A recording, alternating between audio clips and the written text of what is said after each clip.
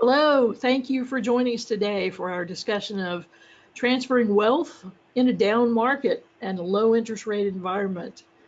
Glad you could join us today. We've got some great content and some excellent planning strategies. And the folks that are bringing that to us are Mike Kirkman and John Ure. Mike is a partner with Cherry Beckert and our national leader for estate, gift, and trust services. John is a recent addition, and we're delighted to have him join Cherry Beckert.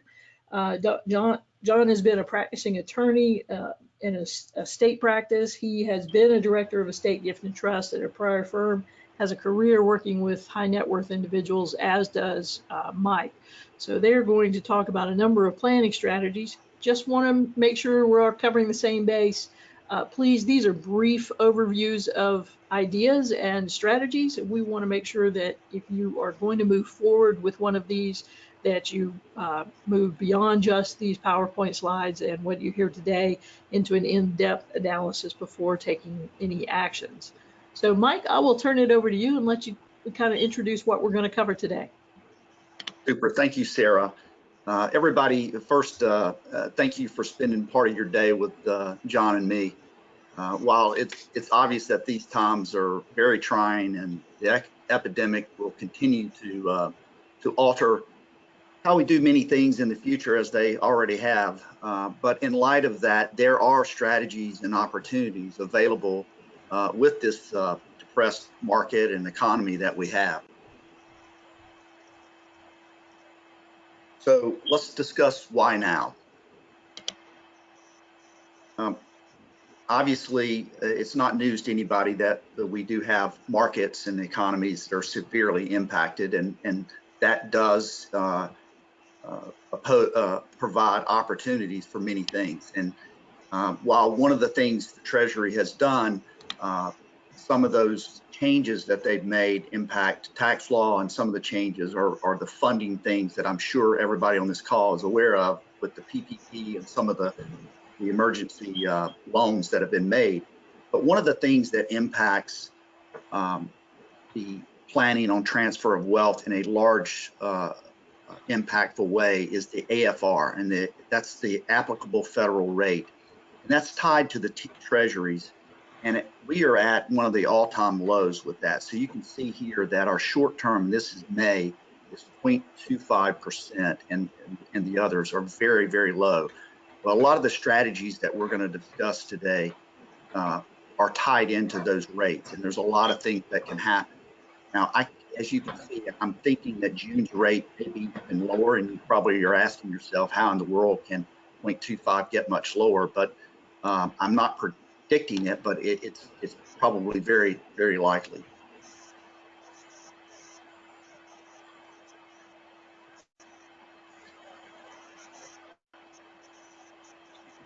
All right, well, thank you, Mike, and welcome everyone. Great explanation of kind of the AFR rates. We're going to move now into kind of some strategies we can consider, and primarily among those, one of the simplest ways to do that is by gifting marketable securities.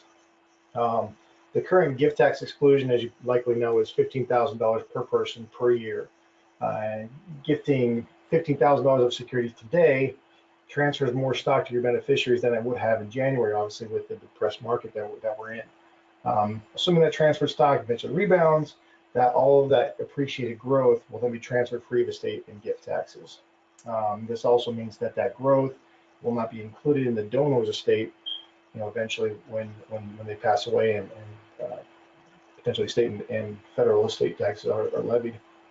We wanted to address a special type of trust called a spousal lifetime access trust. You've heard about it. It's also often called a SLAT. And this is a trust that the donor sets up for the benefit of his or her spouse, and uses his or her gift tax exemption to make a gift to the trust.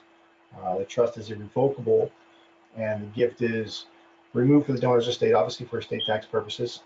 However, because the trust beneficiary is the spouse, the donor still has indirect access to the assets and income. So you can get rid of it, you still have a little bit of the benefit still. For income tax purposes, the SLAT is a grantor trust, so the income generated by the assets in the trust is still reported on the donor's individual tax return. This is a common and powerful estate planning technique because it allows the trust to grow and those assets to grow without paying income tax. But at the same time, it pays down the donor's estate and reduces it for that eventual estate tax as well. All important note, I'll just mention real quick on the slats, is they have important non-tax benefits. This trust can be drafted to protect against divorce. It can keep assets separate in the event of a remarriage of the surviving spouse. And then when that spouse passes away, the trust can serve as a means of protecting assets from creditors and ex-spouses, potential litigants for the future beneficiaries, typically the children, among other protections. So they can be pretty powerful tools. And so time over to Mike to talk about some business valuations. Thanks, John. Currently, the exclusion for estate and gift tax purposes is over 11.5 million. So a married couple has $23 million currently up until 2026 to utilize. And some folks have done that. They did participate in some gifting programs in 2008, 2009 when the market likewise dropped. But for purposes of business valuations during what we've been going through in the economy, there are significant valuation discounts, not even just from operational, but minority interests, lack of control that can be taken that also can provide a significant amount of transfer of wealth on a tax-free basis when the return happens, which I hope everybody on this call believes that will happen. And as John mentioned, the slat is a perfect opportunity to move wealth, but also maintain some form of access to the interest that's been gifted away. Let's just look at a mechanism how to move wealth into one of these slats. Now, obviously, an outright gift is something that moves wealth directly to an individual. But as John mentioned, with a slat, there's a lot of asset protection benefits associated with that versus an outright gift. So consider, as John mentioned, the slats are traditionally grantor trusts, which means they're disregarded for income tax purposes. So they're treated as the same as the grantor or the individual setting it up. So if you had a business interest that was significantly depressed in value, and you knew that, hey, 6 months from now, a year from now, it's going to really rebound and it's going to be stronger, and we could add discounts to that, you basically can sell that asset and take back a note to the slat from the slat. Well, what does that do? Well, essentially, there's no gain or loss on that transaction, and you moved an asset into a trust that has the potential for an uptick in value of a greater amount than the note that you're holding outside. Now, the note is effectively frozen in your estate because it's an asset that you now own instead of the business interest. And the notes is required to be at least the minimum AFR, which, as we mentioned previously, is at a significantly low rate right now. So you've frozen your estate, and all that future value and uptick in growth is going to be in a vehicle that's going to be for the benefit of your spouse, that they can get distributions from if they needed money, and future generations. So the sell to the slat is a really good technique. Now, we typically say to folks that set up these particular slats and sell to the slats or even gift to the slats is to still utilize your assets outside in your taxable estate versus you using the assets in a slat situation, and look at the slat as like an emergency fund that if you needed. So let's just look at an example with numbers just to give you an idea for what this could look like. So you've got an individual that's, let's just say $10 million that's going to go into the slat, and the annual growth is going to be at 3%. You can see here that the values can be significant over a period of time, for 10 years, 20 years, and then you move it up to, if the annual growth happens to be 7%. And you may lean back and say, well, that just seems too good to be true. Well, the reality of it is that $10 million gift moved today may actually be worth 50% of its original value because of the valuation discounts and the economics that are in play right now. So you can get a significant amount of leverage on that. All right, let's continue to look at another type of trust that people are utilizing when you have a very low interest rate environment. Now, a grantor retained annuity trust is very different than a SLAT in that a SLAT can be designed to last for multiple generations. Well, a GRAT has an end term. So just assume that we set up a grantor retained annuity trust, and the grantor is retaining an interest in this irrevocable trust for a period of years. In this example, it's 2 years. They move $1 million of, say, depressed marketable securities. You can use a business interest, but we'll just say they're moving marketable securities into this GRAT, and it's a 2-year term. Well, that could potentially be a gift of the remainder interest to whoever the beneficiary at the end of that 2-year term is, which in this case, we'll say it's a SLAT. So, but what do? We don't want to have any taxable gift. So we zero out the gift by telling or having the retained interest at such a high rate that the gift effectively after 2 years is 0. So in this case, in May, because the AFR rate is where it's at, the grantor retains an annuity of just over 50% of the interest that's being transferred into this GRAT. Well, you may say, well, what's that going to do? They're just going to pull out all the assets in 2 years.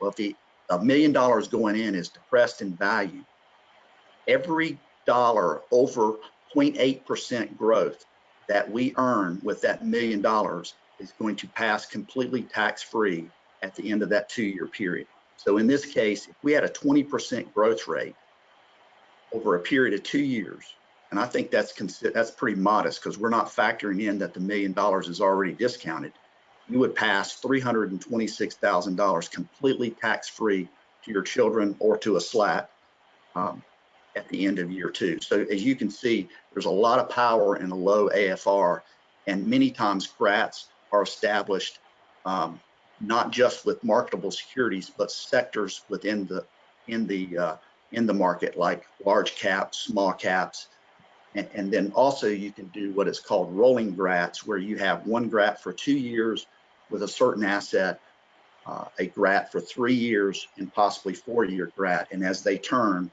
you can roll them into new GRATs depending on what's going on in the economy.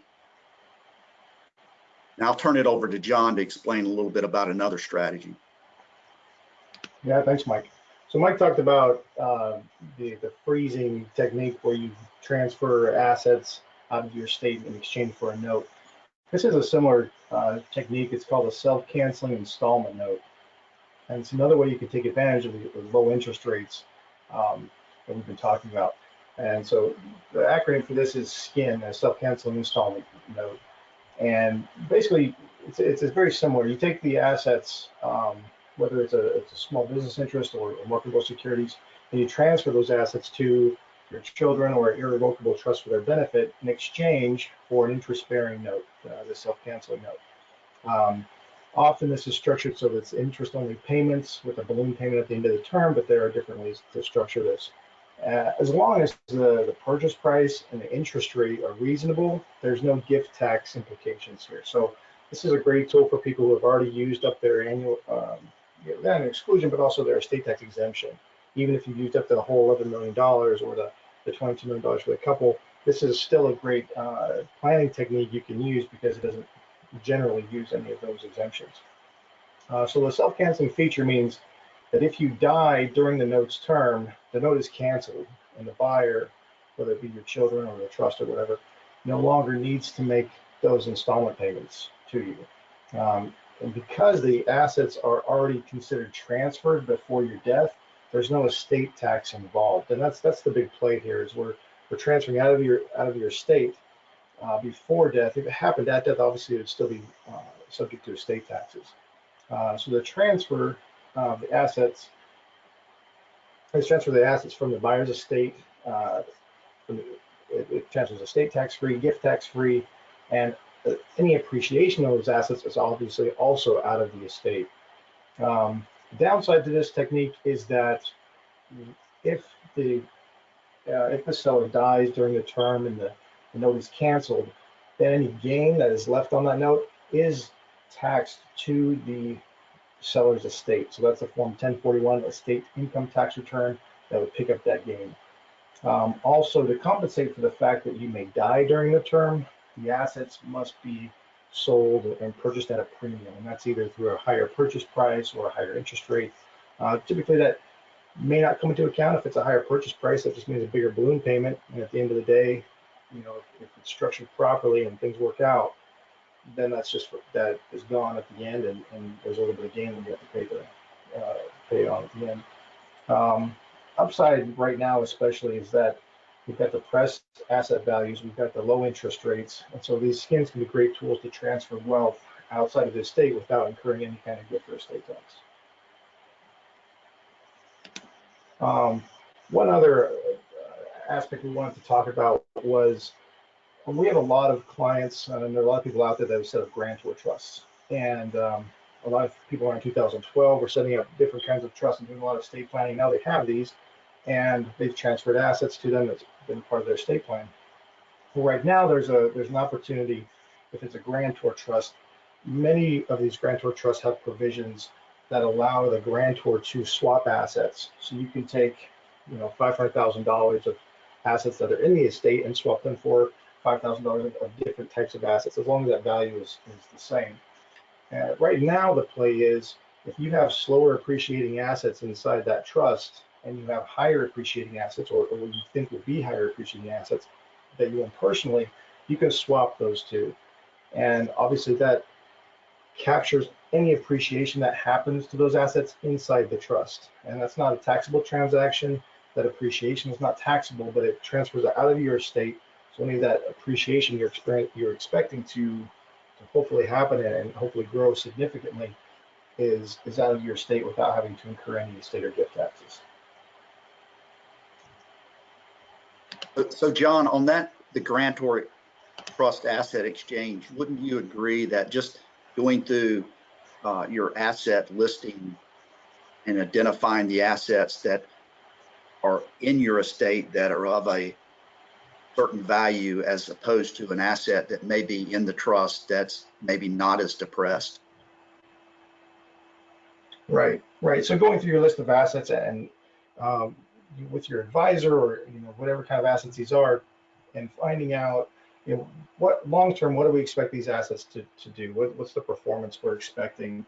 And if it's pretty obvious and if it's significant, it's probably worth just making that quick swap. Is that what you had in mind, Mike? Yes, absolutely. Yeah, thanks.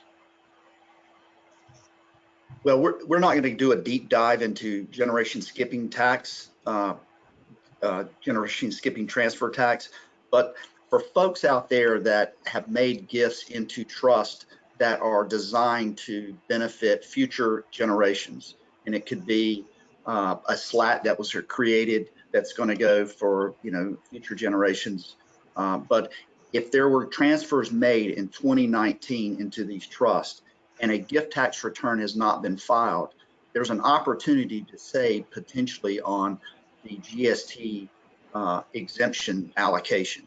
And it's the exact same amount that you have for lifetime gifts and estate tax purposes, which is currently at $11,580,000. But it's a different tax that applies to transfers to like grandchildren and folks that are younger than 37 and a half years of the transferor.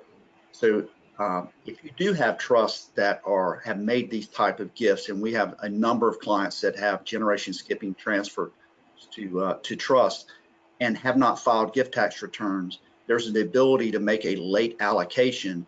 So if the value that you transferred in 2019 was at a all-time high, for example, when the market was 29,000, and now it's significantly lower than that, there can be a play to, instead of filing a timely gift tax return to allocate that GST and use up a larger exemption amount, you can delay that and file a late allocation and use a much lower GST exclusion, which leaves you a higher amount for future transfers to your GST trust.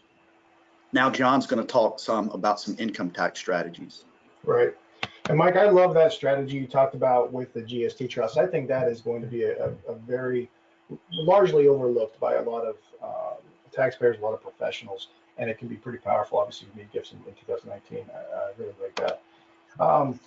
Right, so we have estate tax strategies, but also there's an income tax side to these. And one of the simplest ones that we can take advantage of is converting a traditional IRA to a Roth IRA. This is obviously well known, but maybe overlooked. Taking assets in a traditional IRA and converting them to a Roth IRA is a taxable transaction. You'll pay taxes on that gain, but at depressed values, that tax liability is obviously lower than it would be if we had normal growth and a normal market. Afterwards, all the appreciation in the Roth is tax-free, and in addition, there's no required minimum distribution for a Roth. So we have a lot of clients who don't want to take their RMDs every year, or they try to figure out how they can use them for charitable bequests or whatever. And this Roth solves the problem at the same time as you don't have to pay those taxes later on in life. And this is something I'm personally doing this year. I think it's a great idea, and for those people who have a traditional IRA and they can afford to pay the taxes now and they expect to gain from that appreciation in the future, it's a great idea, great strategy. Another area we wanted to talk about was creating charitable trusts. So we're so preoccupied now with the CARES Act, sometimes we forget there was another act earlier this year, the Secure Act, that changed a lot of estate plans because it affected our IRAs and the minimum distributions and things like that. We saw the elimination. One of the biggest things that changed was we saw the elimination of a stretch IRA for the most part. We can still use them for beneficiaries that are spouses 10 years younger than the decedent, minority children, until they reach majority, and disabled beneficiaries chronically, those kind of things. But for the most part, it threw a wrench in a lot of our estate plans. One way we can use this still is by creating a charitable trust, or a charitable remainder trust, which you make it the beneficiary of your IRA. It allows this stretch to continue. The beneficiaries still get their lifetime stretch. They can still take this income over their lifetimes. It allows those assets to grow, tax deferred inside that trust.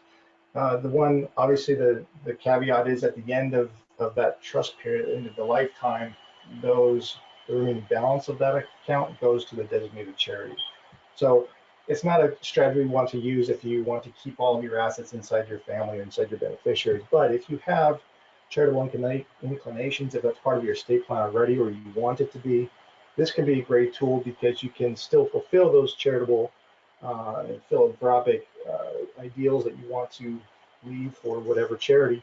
You can at the same time take care of your beneficiaries, maybe in a way that would last a little bit longer than the 10-year payout we're limited to now under the Secure Act. And I would just make one comment about, if you do happen to have an IRA that is currently with a designated beneficiary of a trust, don't feel like you've got to blow up the trust to fix it. You can always, first of all, you need to review it and see what the situation's going to involve with regard to the trust beneficiaries and how the previous law was going to have the IRA required minimum distribution payout. But you can simply change the designation of the beneficiary on the IRA. The trust may be fine, but you just don't want it to be the designated beneficiary, and you can either create a new trust or create a charitable trust if you do want some form of extension and growth throughout a longer period of time than the Secure Act made the changes for. Yeah, great point. So let's look at next steps and some things to be thinking about. In valuing assets, the first thing that I would recommend is you've got to look at your personal financial statement and just see where there's some areas of opportunity. And we're more than happy to assist in that.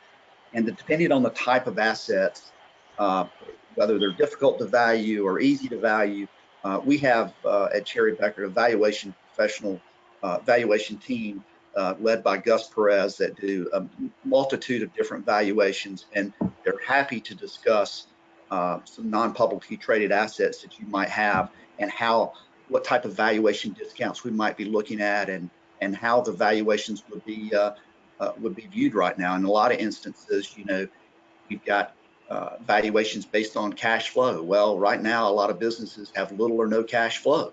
So is that going to be impacted at this point in time? If you were making a transfer today, absolutely it would be. So that's the first step in just leaning back and looking at what are your assets, what types look like they have the potential for uptick down the road. John? Yeah, and going right along with that is reviewing your estate plan, the trust documents, the designated beneficiaries you have on all of your financial accounts. For the same reason, you want to know what you have. And when we're talking about this webinar, Mike mentioned, you know, information can be really comforting. You can, once you know, we're all a little bit weary of what's happening in the market and with our assets and different things. But once you know, and once you have a good handle on it, it does give you comfort. And then you can go forward with a strategy to, you know, leverage this and take advantage of a silver lining that is this cloud that we're experiencing right now. And then you can also go forward and you consider, you know, charitable remainder trusts or other types of trusts that would take care of the loved ones that you want, the charities you want to support, and at the same time take advantage of this opportunity to pay as less of a state and gift tax and income tax as possible. In tandem with that, we strongly recommend that with these times of uncertainty, and everybody has concerns about, you know, their retirement plans, their goals and objectives, their investment strategies, game plan, whatever you want to call it. It's the big unknown.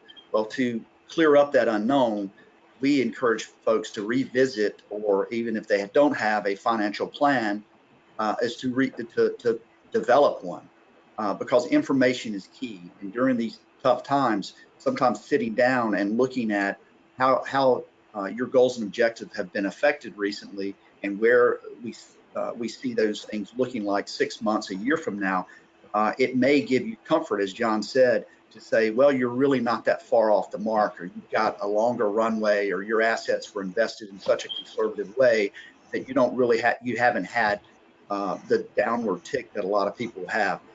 If you've got a current advisor, we strongly recommend doing this with them if you haven't already. If you don't have an advisor, Cherry Beckford has a wealth management team that do this quite frequently with our clients, and they're happy to provide consultation and insight to your financial situation. But this, along with your estate planning and looking at your overall asset picture to determine what type of opportunities might exist, is going to give you some comfort, even though we are still living in some rough times. So Mike and John, as we wrap up here, thank you for introducing us to a lot of different strategies and ideas. One, just could you go back over the GRAT, and the opportunity there is really about passing along appreciation to the beneficiaries of the GRAT, not so much an income tax play. Is that correct? That's exactly right, because the GRAT is grantor trust, so it's disregarded for income tax purposes. So in that example, 2 years, whatever that asset in that trust, in that GRAT earned, it's going to be taxable to the grantor of that trust, the person who made that transfer. But keep in mind, the internal growth is deemed to be currently, if we based it on May, 0.8%. So if the asset within there beats 0.8%, every dollar it beats over 0.8%. And I think in 2 years, I think a depressed asset is very likely to be 0.8%. All that growth is going to pass completely transfer tax-free to the beneficiary of that GRAT. And that was just based on $1 million. If you had an asset a year ago that was valued at $2 million, and now it's to be valued at $1 million, you can imagine the math in 2 years, if it recovers, or in a 3-year period of time, the amount of growth that you can pass to future generations. Next question, both for Mike and for John. Could you give us an example or share with us where maybe some of these ideas were combined together in one plan for a client? Yeah, I mean, one of my favorite things is when we talk to business owners, and you know, sometimes it's hard for us to get them to pull their head out of their day-to-day operations enough to, you know, do some estate planning. But when we can take advantage of, and Mike mentioned this, we can do the business valuation where we can take discounts for control or marketability or both, and then we can put those into a slat where we can again leverage those tools to minimize estate tax, potentially minimize some income taxes at the same time, and to really wrap this up before the transfer of the business. And then when the business is sold or whatever happens to it, or passed on to the next generation, those tools are in place, and it's almost a ripple effect where it compounds the value, it compounds the savings, and the control is there where, you know, the business owner and his spouse or her spouse is still has the amount of control they want, but we're doing it in an effective way. And I mean, there's almost unlimited ways of combining these tools, but that's when we at least I've seen a lot is with a business owner or someone who's transferring closely held stock or interest to the next generation.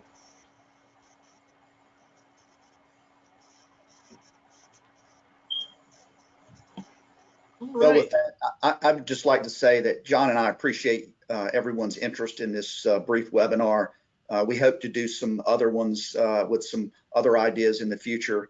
While it was brief, we hope that everybody here was able to at least walk away with, hey, I've got some things to think about and maybe some opportunities that may exist that you didn't think or know about previously. And please feel free to email John or me with any questions you might have, or if you'd like to schedule a call to discuss, you know, a particular situation that's unique to yourself. But anyway, hope everybody has a great rest of the day and week, and we do appreciate you attending. All right. Thanks, everyone.